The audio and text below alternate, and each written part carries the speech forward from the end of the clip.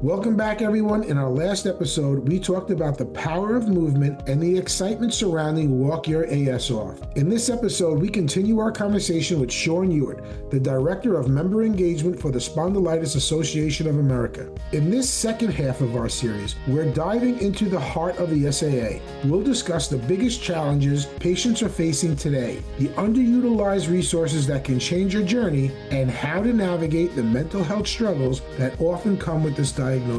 If you've ever felt overwhelmed by this condition or wondered where to find help, this episode is for you. Stay tuned. I wanna hear you say, this is a better day. The information provided in this podcast should not be considered medical advice. We encourage all listeners to consult their healthcare professionals for medical concerns. Thank you. Before we get started, if you're listening on YouTube, please hit that subscribe button. If you're listening on Apple Podcasts, Spotify, iHeartRadio, or Amazon Music, follow the show so you never miss an episode. You can also connect with our community on Facebook, Instagram, X, TikTok, and Reddit. Be sure to visit asinfoshare.com for deeper dives, community updates, and product recommendations, specifically for those of us living with this condition. If you find value in these conversations, consider supporting us at Buy Me a Coffee via the link in the show notes. Your support helps us keep sharing our content. Also, please share it with someone who might find value in it. Sharing helps those newly diagnosed find the community and resources they need. Now, let's get back to the show.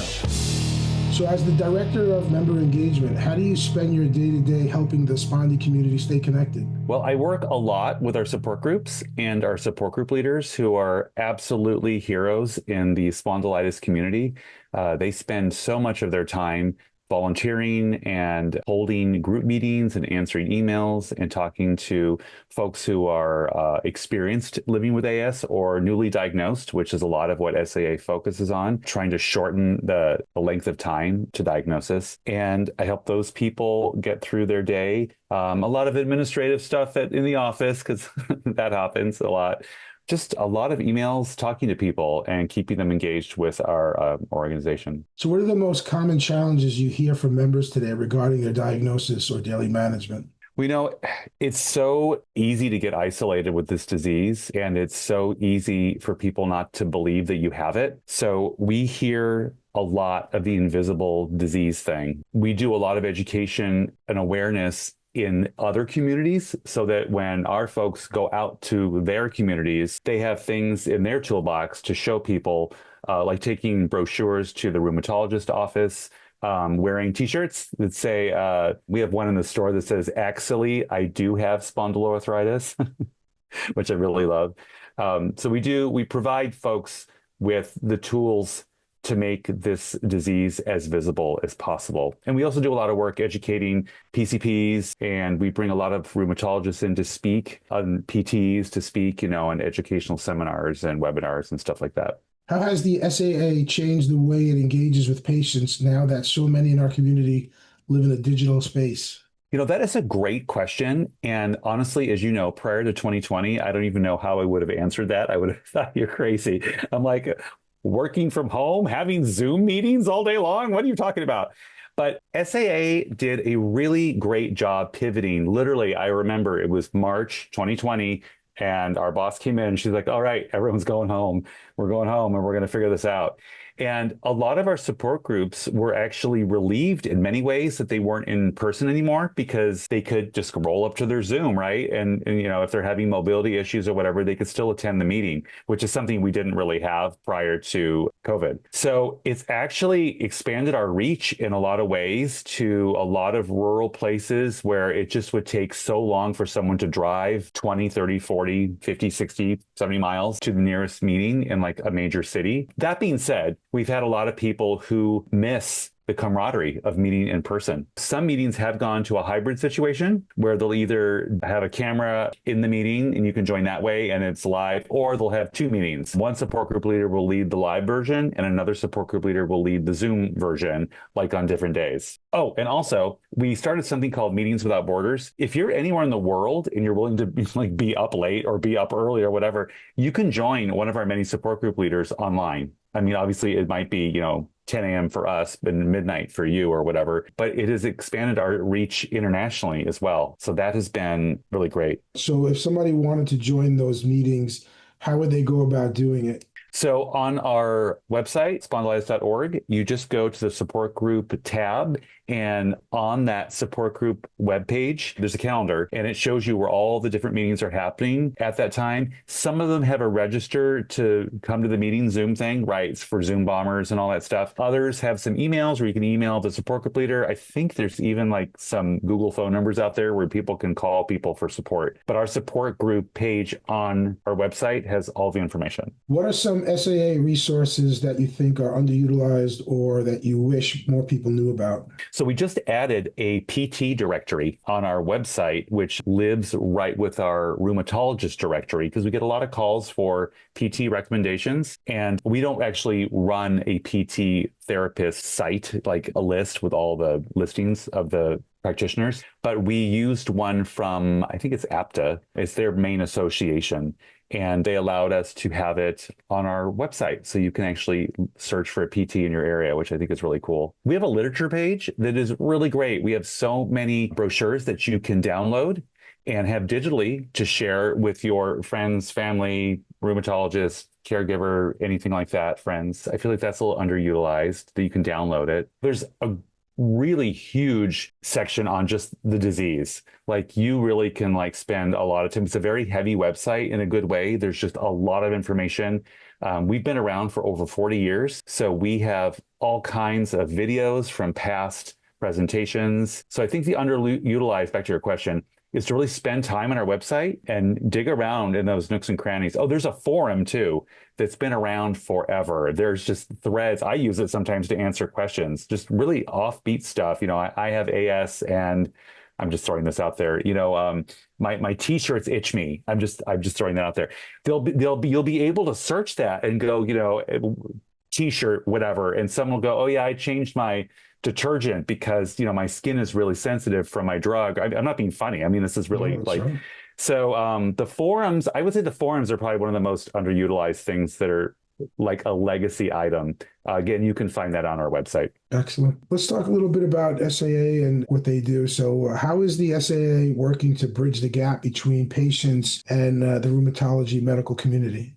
We do a lot of online education, and we just had a live stream last month that was really good. It was so interesting. You can do Q&A there, often with the person presenting, and we coordinate that. We also have a rheumatologist directory that we coordinate online and keep up to date. And we have our support groups. And often there are folks who will present to our support groups who are medical professionals, usually in the region of that particular support group, but they often are open to other patients. So we've had some in Texas where the support group leader let us know that this physician was going to speak at their support group, and that any other person that goes to the support group is welcome to come to theirs that day.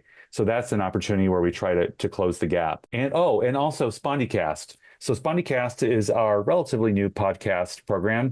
We have a ton of episodes with some really smart and interesting and some well-known medical professionals in the field talking on some really great topics with our host, Jill Miller, who also has AS. That is probably the quickest way to sort of feel that gap closing if folks wanted to just check out the SpondyCast page. And I believe it's on our website, which I have right here. Yeah, it's under Educational Materials and Resources Podcast. Excellent. Spondylitis Plus, our magazine, is there. Seminars and webinars, past Global Spondyloarthritis Summit presentations are there, and our rheumatologist directory and the PT directory are there. Yeah, that's interesting too, the rheumatology directory. That's something I see people ask in these chat rooms, user groups, especially in certain areas. Like when you're in a big urban environment, you can get to a rheumatologist fairly easy. But some of the people in the Midwest, especially, I see them struggling to find a rheumatologist. So that directory, I'd like to post that on the site as well. Sure. I will say it's peer-to-peer. So Right. it is patient recommended. Sometimes, it needs some updating, and, unfortunately, physicians do pass away or they retire. But even feedback like that, they're like, hey, we went to this person that was listed on there and they're not there anymore or whatever. That helps us, right? Because then we update it and hopefully that patient will come back and say, hey, I found so-and-so. Could you add them? And then we'll add them. So we do our best to keep it up. It's a great place to start. Excellent. What is the SAA's vision for AS advocacy over the next 5 years? So we do have an advocacy department. I work closely with them, but I actually don't know their exact vision for the next 5 years. What I do know is we have an advocacy committee, and we have a really great webpage where you can sign up for alerts. And we're always busy watching what's going on the Hill and other bills being passed or whatever around the country, things we can sign on to, things you can sign on to and write letters to your representative and so on. So I definitely would say staying the course, staying vigilant, and watching what policies are doing and, what the whole sphere is doing, insurance, politics, where bills are going. But we have a really great team that works on that. And it's absolutely a landing page I could give you to post if you wanted to. Yes, please. If you can clear up just one common misconception the general public has about spondyloarthritis, what would it be? Just because you can't see it doesn't mean it's not there. Yeah. I'm sorry, I'm going to get a little weepy because I talk to a lot of our patients. I've heard some wonderful stories and I've heard terrible stories. I've heard wonderful stories of connection where someone came out with that and said, I know you can't see it, but I really need help. Could you please pick up my groceries, or I can't bend down today, or, I'm so stiff. Could you unlock the door? And people step up. And I've had other stories where people, needed help and people just said, you look fine. Well, what's your problem? Just because you can't see it doesn't mean it's not there. We work closely with Hidden Disabilities. It's a wonderful nonprofit based in the UK and here, I believe. And they're all about the sunflower. You may have heard of the sunflower. We sell the lanyards in our store. If you wear the lanyard and the sunflower and you go to the airport, a lot of airports around the world and definitely around the US are accustomed to seeing that, meaning you have a disability that they can't see. So you might need a little scooter car ride thing to the gate, or do you need a wheelchair half the way, or can someone carry your suitcase or whatever? Yeah, I would say if you can't see it, doesn't mean it's not there, because this disease is tough. And there's a lot of pleading going on for people to please listen to me, listen to me, listen to me. So yeah. It's also one of those things that comes and goes. So you could have a really good day and then the next day be totally out of it, whether it's brain fog or whether it's just stiffness or fatigue. And then people don't get it. They see you good one day and then you're complaining the next day and they don't know what to believe. But that's the way the disease is. It's ups and downs, ups and downs. Absolutely. What is the one piece of advice for someone who was diagnosed this morning and feels completely overwhelmed? I would say talk to somebody, make connection. I mean, we have support groups around the country. We have a toll-free hotline. You can call us and we can do our best to hook you up with a volunteer, someone who can speak with you. You're not alone. You're not alone. I know a lot of people who are diagnosed feel like they've never met someone else with this disease. I hear it all the time. Through SAA, folks have made connections, at our support groups or doing a volunteer fundraiser to raise awareness. And also the SAA Storyteller show that I work on, there are many stories also on our website that people have felt really isolated. And there's several stories that are so interesting when they finally met someone else for the first time face-to-face who had AS. And most of these folks become fast friends, sharing rheumatologist, names or tips and tricks. So I would say reach out to someone. Staying isolated, it's not good. You need to reach out to get help and find a good medical team. Yeah. One of the main things I hear about from those online is the mental struggle that comes along with AS. What advice do you have for those and where can they go to get help? So again, your medical team at SAA, we don't have any medical people on staff. So we shy away from, making any absolute suggestions to people because everyone's different. Everyone's on different drugs. Some people aren't on drugs. If you find a good medical team, find a good rheumatologist and ask for a second opinion. It's okay to do that too. There's all kinds of online mental support that you can find. There's 1-800 numbers. There's other nonprofits that specialize in this. We have on our website, actually, if you're having some sort of mental emergency, it's okay to call 911. If you're truly having a problem, reach out to professionals that can help you. Don't try to solve it on your own. Yeah. Where can listeners go right now to find you and get involved with the SAA? Well, spondylitis.org is where everything is housed. There is an info@spondylitis.org email that you literally can just click it, and it'll send an email. That email comes to me. I know my name isn't info, but like I have an email address, and you can probably find me on Facebook. I have an SAA Facebook page and stuff. But if you go to spondylitis.org, literally at the top left of the website, you go info@, it'll open up a form. You can go, hi, this is Sean. I want to talk to Sean or whatever. It comes to me and I will literally reply. It's that easy. Excellent. These are all great answers. Thank you so much for being a part of this and doing this. I appreciate it. And you've given us so much great information. But this was great stuff. Thank you so much. Sure. Thank you. It was a pleasure to be here. That was Sean Ewert, the Director of Member Engagement for the Spondylitis Association of America. We hope this two-part series has given you a better understanding of the incredible support systems available to you and the mental resilience it takes to navigate life with AS or axSpA. As we wrap up our conversation, I want to remind you that the SAA is a constant resource for this community. You can always visit spondylitis.org to find the latest advocacy news, support groups, and educational tools we discussed today. If you're looking for a way to get active and connect with others, be sure to check out the Walk Your AS Off program. It's a signature event for our community that focuses on the power of movement as medicine.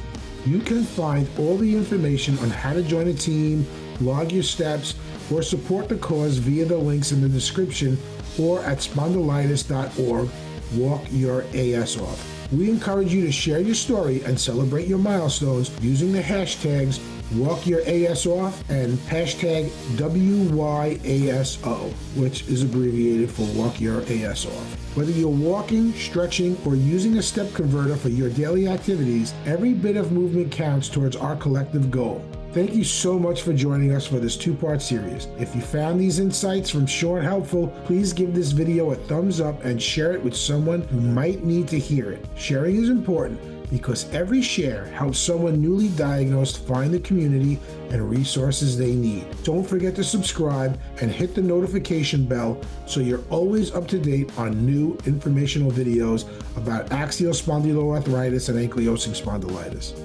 We'd love to hear from you in the comments. Until next time, thank you for listening.